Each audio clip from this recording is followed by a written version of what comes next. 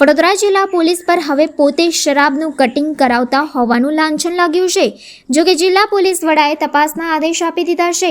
વાત એમ છે કે જિલ્લા જરોદ પોલીસ મથકે વિદેશી શરાબનું કન્ટેનર ઝડપી પાડ્યું હતું. 2 દિવસ પહેલા ઝડપી પાડેલા કન્ટેનરમાંથી 751 પેટીઓ વિદેશી શરાબની મળી આવી હતી. પોલીસે 39 લાખનો શરાબનો જથ્થો ઝડપી પાડીને ગુનો નોંધ્યો હતો. રસપ્રદ વાત તો એ છે કે શરાબનો જથ્થો ઝડપી પાડ્યા બાદ જરોદ પોલીસના કેટલાક જવાનોએ મંજુસર અને વાઘોડિયાના 3 બુટલેગરોને બોલાવીને કન્ટેનરમાંથી શરાબનો જથ્થો બુટલેગરોની ગાડીઓમાં ભરી આપ્યા હોવાનો વિડીયો વાયરલ થઈ રહ્યો છે.